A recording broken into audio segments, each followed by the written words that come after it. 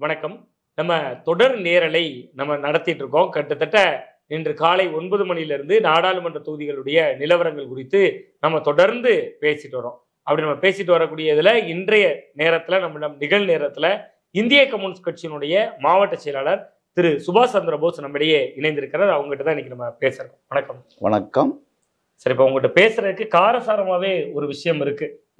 கேரளத்துல இந்திய கம்யூனிஸ்ட் கட்சி போட்டியிட்ட 2 தொகுதிகள், அந்த 2 தொகுதிகளிலுமே பாஜக தான் முன்னிலை வைக்குது. ஒன்று திருச்சூர்ல நடிகர் சுரேஷ் கோபி, அங்கேயும் வீழ்த்தப்பட்டிருக்கிறது இந்திய கம்யூனிஸ்ட் கட்சியினுடைய வேட்பாளர் தான். இன்னொன்னு திருவேண்டரத்துல வீழ்த்தப்பட்டிருக்கிறது இந்திய கம்யூனிஸ்ட் வேட்பாளர் தான். அங்கரும் பாஜக வேட்பாளர் தான் முன்னிலை வைக்கிறது. என்ன புரிஞ்சுக்கிறது? இல்லை, இதில் முடிவான முடிவுங்கிறது இப்போ நாம் உடனடியாக சொல்ல முடியாது. இருந்தாலும் இது கவனிக்கப்பட வேண்டிய ஒரு விஷயம் தான். நம்ம பாரதிய ஜனதா என்பது நாம் தென் தமிழகத்தில் துடை தெரியப்பட்ட ஒரு சக்தி அப்படிங்கிறதெல்லாம் நாம் பேசிகிட்டு இருந்தோம். இன்றைக்கு நாம் புரிதலில் தெலுங்கானாவும் சரி, இன்றைக்கு கேரளாவும் சரி, இதுனா இன்றைக்கு ஈவன் தமிழகத்தை எடுத்துக்கிட்டாலும் சரிதான். பாரதிய ஜனதா என்பது ஒரு கவனிக்கப்பட வேண்டிய ஒரு சக்தியாக தென் தமிழகத்தில் வளர்ந்து கொண்டு இருக்கிறது என்பதை, ஆமாம், தென்னிந்தியாவில் வளர்ந்து கொண்டு இருக்கிறது என்பதை நாம் புறந்தள்ளணும்னு சொன்னால் நாம் சரியான அரசியல் தடத்தில் நம்மளால பயணிக்க முடியாது என்பதுதான் இந்த நிகழ்ச்சிகள் எல்லாம் காட்டுது. இல்லை, இடதுசாரிகள் உள்வாங்குறீங்க, சரி, அதுக்கு என்ன மீட்சி நடவடிக்கைகள்? இல்லை, இடதுசாரிகளுக்கும் பிற கட்சிகளுக்குமான அடிப்படை வேறுபாடுகள் என்பது நிறைய இருக்கு. இப்ப அரசியல் மாற்றம் என்பதுதான் பிற கட்சிகளினுடைய சித்தாந்தம், நோக்கம் எல்லாம். ஆனா இடதுசாரிகளை பற்றி அப்படி ஒரு குறுகலான ஒரு புரிதல் என்பது இடதுசாரிகளுக்கு கிடையாது. சமூக மாற்றம் என்பதுதான் எங்களினுடைய அடிப்படை நோக்கம். அதில் தேர்தல் அரசியலை எப்படி பயன்படுத்தி, அந்த தேர்தல் அதிகாரத்தை பயன்படுத்தி விளிம்புநிலை மக்களுக்கான அவர்களுடைய அபிலாஷைகளை எப்படி நிறைவேற்றிக் கொள்வது என்பதுதான். அதனால இடதுசாரிகளை மற்ற இயக்கங்களோடு ஒப்பிடுவது என்பது சரியான ஒரு பார்வையாக இருக்காது என்பது. நீங்க குறிப்பிட்டதை போல இப்ப 2 தொகுதிகள் கேரளால கால் பதிச்சிருக்காங்கன்னா அந்த 2மே நீங்க நேரடியா களம் கண்ட தொகுதிகள். கண்டிப்பா. நீங்க இன்னொரு பக்கம் அதை உள்வாங்கி இருக்கோம் அப்படிங்கறத குறிப்பிட்டாலும் கூட இடதுசாரிகள் ஒரு பக்கத்துல பலவீனப்பட்டுட்டே வர்றது குறிப்பிட வேண்டியது. இடதுசாரிகள் பலவீனப்பட்டு இருக்கு அப்படின்னா நீங்க அதை பாஜக பலம் பெற்றிருக்காங்கும் போதே இன்னொரு பக்கம் உங்களை இல்ல. இப்ப அதாவது தேர்தல் அரசியலை வைத்துக்கொண்டு நாம பலம் பலவீனங்கிறத முடிவு பண்ண முடியாது. கொள்கை அரசியல் சார்ந்து இடதுசாரிகள் எந்த இடத்துலையும் பலவீனப்படலை. இன்றைக்கு இந்திய கூட்டணி அப்படிங்கிறதுல இடம்பெற்றிருக்கிறது என்பதே மதவாதத்துக்கு எதிராக. இப்போ இடதுசாரிகளை தவிர்த்து வேற எந்த கட்சிகளும் பிஜேபியை தொடர்ச்சியாக எதிர்த்து கொண்டு வருகிறவர்கள் என்றோ, மதவாதத்தை தொடர்ச்சியாக எதிர்த்து கொண்டு வருகிறவர்கள் என்றோ நம்ம யாரும் அறுதியாக சொல்ல முடியாது. அப்போ கொள்கை சார்ந்த இயக்கங்களில் இடதுசாரிகள் வலுவான ஒரு சித்தாந்த பின்னணியோடு தான் இருக்குமே தவிர வெறும் ஓட்டு அரசியல். இடதுசாரிகள் சித்தாந்த பின்னணியில இடதுசாரிகளாவே இருக்கிறோம். ஏன் சாதாரண மக்களால ஓட்டால வாங்கினாதானே அந்த இடதுசாரிகள்? நான் என்ன ஒரு முதலாளித்துவ சமூகத்துல இப்ப நீங்க இன்னைக்கு பார்ப்போம், அரசாங்கமே ஏன் தேர்தல் செலவை ஏற்றுக்கொள்ள முடியாது?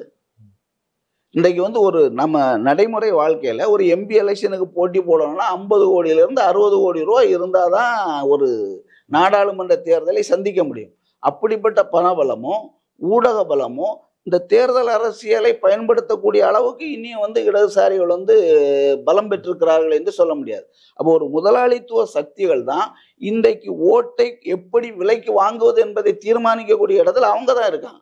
அதனால இடதுசாரி சக்திகள் இதில் பின்னடைவை சந்திருக்கிறார்களோ, பாராளுமன்றத்தில் தோத்து போயிருக்காங்களோ அப்படிங்கிறது கிடையாது. ஒரு சமநிலையான தேர்தல் நடத்தப்பட்டால், இப்போ பாரதிய ஜனதா என்னெல்லாமோ பேசுறாங்க. இன்னைக்கு உச்சபட்சமா தமிழ்நாட்டில் பணம் விநியோகித்தது என்பது பாரதிய ஜனதாங்கிறத போஸ்டர் போட்டு வெட்ட வெளிச்சமாக்கியிருக்காங்க. இடதுசாரிகளை யாரும் அப்படி அறம் சார்ந்த அரசியலில் இடதுசாரிகளுக்கு முன்னால் எந்த கட்சிகளும் நிற்க முடியாது என்பதுதான் யதார்த்தம் உணர்த்தக்கூடிய உண்மை. அந்த கேரளால 2 தொகுதிகள்ல பாஜக ஜெயிச்சதுக்கு பின்னாடி நம்ம இன்னொரு கோணம் கூட பேசலாம் சார். அதாவது பாஜக தனித்து நிக்குது, அதே மாதிரி அங்க கம்யூனிஸ்டும் காங்கிரஸும் தனித்து நிக்கிறாங்க.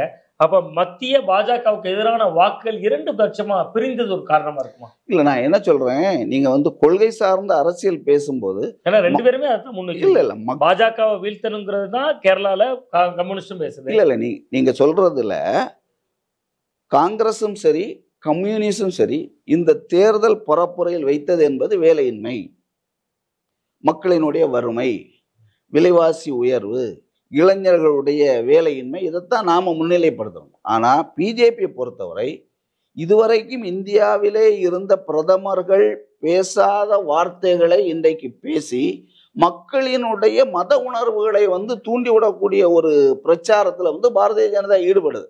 அப்ப நீண்ட கால அவர்களுடைய வாழ்க்கை நிலையை மேம்படுத்துவதற்கான கொள்கை திட்டங்களை பேசுவது உடனடியாக மக்கள் எடுபடாமல் இருக்கலாம். ஆனால் உணர்ச்சிகளை தூண்டக்கூடிய இந்த மதவாத பேச்சுகள் என்பது மக்களை உடனடியாக ஈர்க்கக்கூடிய ஒரு இதுதான் நாம் இப்போ பார்க்கக்கூடிய ஒரு விஷயமா இருக்கு.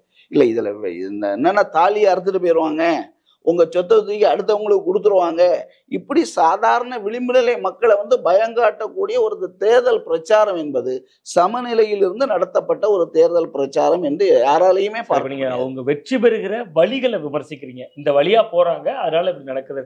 பட் தேர்தல் அப்படின்னு வரும்போது ரிசல்ட் தான் நாங்க பேசுறோம். இல்ல நான் என்ன சொல்ல, வெளியிலிருந்து வீதியிலிருந்து செங்கொடி ஏந்தி போராடுறதுக்கும் பாராளுமன்றத்துல போய் அவங்க செங்கோலை நிறுவுறதுக்கு இருக்கிற இடைவெளி இருக்குல்ல, அது ஒரு அரசியல் களமா போய் பாக்குறப்ப ஓட்டு அரசியல் எதிரொலிக்குதுல்ல. அப்ப இடதுசாரிகள் தானே தன்னை மறுபரிசீலனை பண்ணிக்கணும். அவங்களையே நம்ம நீங்க சரியில்லை நீங்க சரியில்லைன்னு பேசுறது இல்ல. இடதுசாரிகள் தன்னை திருத்துவதற்கு எந்த சூழ்நிலையிலும் தயாராக தான் இருக்கிறாங்க. ஈவன் 1977 இந்திய கம்யூனிஸ்ட் கட்சியை பொறுத்தவரையில நம்முடைய நெருக்கடி நிலையை ஆதரித்தது. ஆனா 77க்கு பிறகு தேசிய குழுவிலேயே அந்த ஆதரவு நம்ம அப்படி நெருக்கடி நிலையை ஆதரித்தது தவறு. அதாவது சுய விமர்சனம் என்பது மற்ற கட்சிகளை விட கம்யூனிஸ்ட் கட்சிகள் அதிகம். அதனால நீங்க சொல்லக்கூடிய எல்லாத்தையும் உள்வாங்கி கொண்டு தன்னை மீண்டும் மீண்டும் புனரமைக்கக்கூடிய ஒரு இடத்துல தான் இடதுசாரிகள் சக்திகள் இருக்கிறாங்களே தவிர அது வெறும் ஓட்டரசியல் அப்படிங்கிற ஒரு இதுக்குள்ளாடி மட்டும் இடதுசாரிகள் அப்படின்னு சொல்ல முடியாது. இப்போ உதாரணமா ஆட்சி அதிகாரத்துல இந்திய கம்யூனிஸ்ட் கட்சி பங்கு பெற்றது.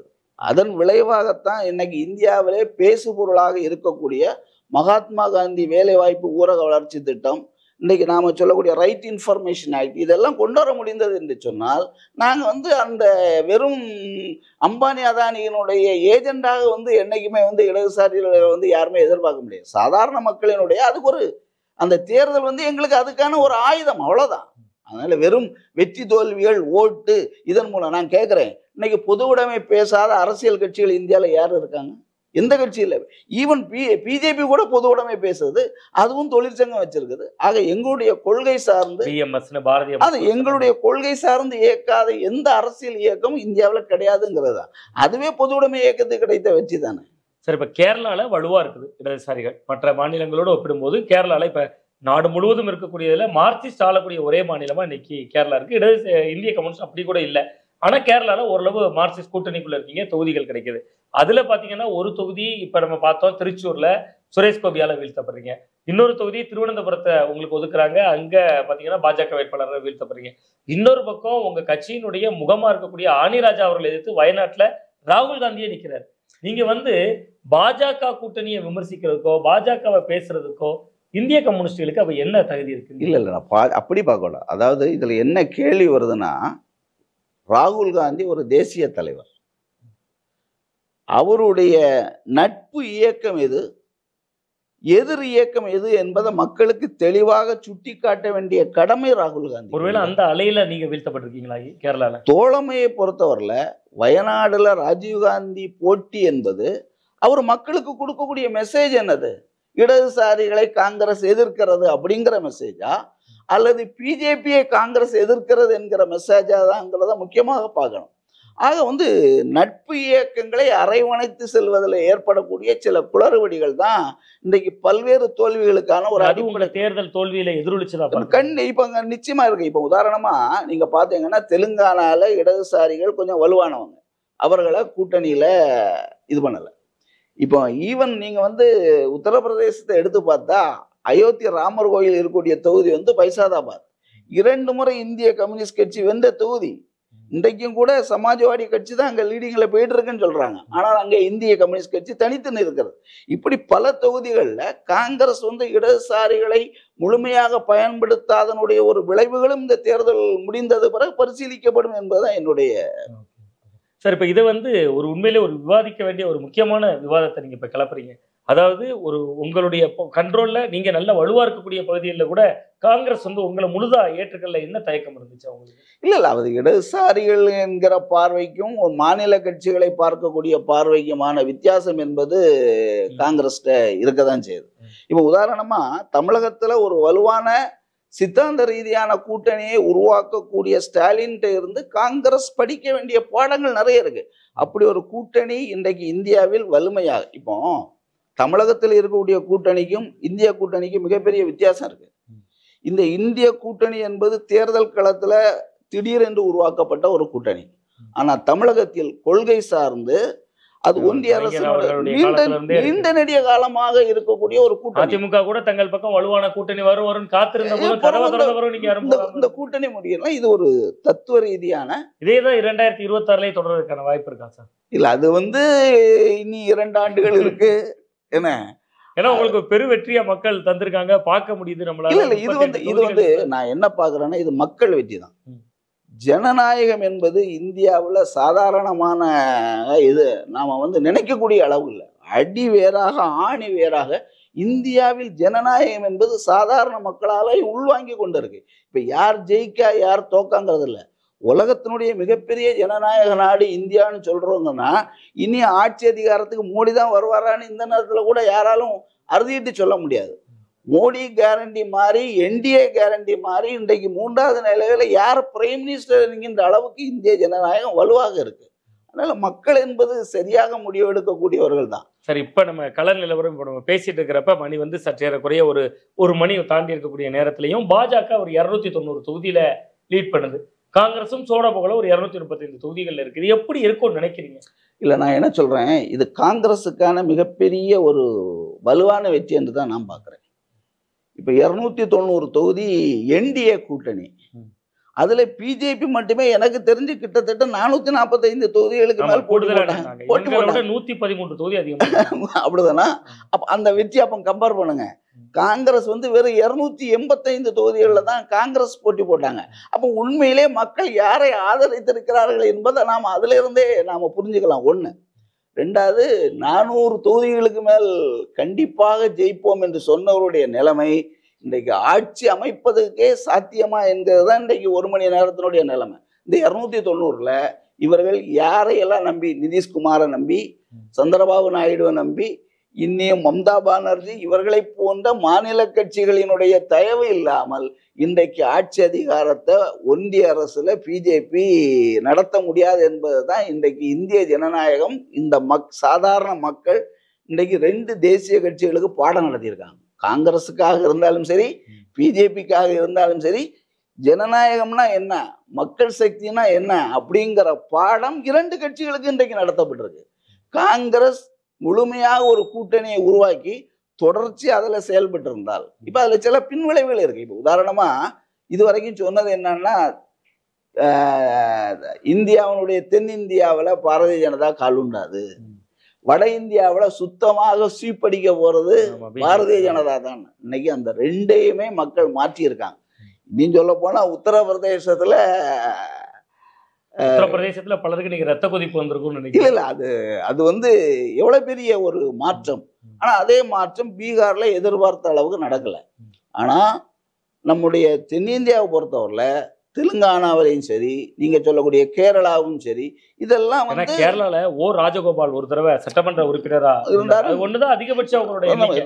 அப்ப கூட பினராயி விஜயன் அவர்கள்ட்ட ஒரு கேள்வி கேட்கிறப்ப, போன தடவை உங்க கணக்கை தொடங்கினாங்க, இந்த தடவை நாங்க கணக்கை முடிப்போம் அப்படின்னு பேட்டி கொடுத்தோம். இல்ல அதனால தென்னிந்தியாவிலையும் கூட நாம காலுண்ட முடியாதுன்னு சொன்னோம். அதெல்லாம் ஒரு தவறான போக்கு. இதை மாற்றுவதற்கான, மக்கள் சக்தியை திரட்டுவதற்கான விஷயங்களை இடதுசாரிகளும் சரி, இப்போ தமிழ்நாட்டிலே கூட நான் நீங்க சொல்லக்கூடிய வெறும் ஓட்டை வச்சுட்டு நீங்க 39 தொகுதியிலையும் திமுக வென்றுட்டுன்னு சொல்லலாம். ஆனா 2வது இடங்களில் பாரதிய ஜனதா வெற்றி கொண்டிருப்பது என்பது இன்னும் பல இடங்கள்ல 7ல இருந்து 10 தொகுதிகளில் அதிமுக 3வது நிலைமை, சில தொகுதிகளில் நாம் தமிழர் கட்சியை விடையும் கீழே போகக்கூடிய ஒரு நிலைமை. இதெல்லாம் ஒரு ஆரோக்கியமான அரசியலுக்கு நாம ஒரு முன்னுதாரணமாக எடுக்க முடியாது. இங்கேயும் பாரதிய ஜனதா கட்சி கால் உண்டுகிறது என்பதை நாம மறுத்தோம்னு சொன்னா அரசியலை நாம உண்மையை உணர்வதற்கு நாம் தயங்குறோம் என்பதுதான் என்னுடைய வெளிப்படையான கருத்து. ஓகே சார், ரொம்ப நன்றி. உங்க நிறைவான நேரத்தை ஓகே. ஒதுக்குனீங்க. நிமிர்ந்தனில் வாசகர்களுக்கு, வாடிக்கையாளர்களுக்கு இந்திய கம்யூனிஸ்ட் கட்சியின் சார்பில் என்னுடைய வாழ்த்து. ரொம்ப நன்றி சார், ரொம்ப நன்றி.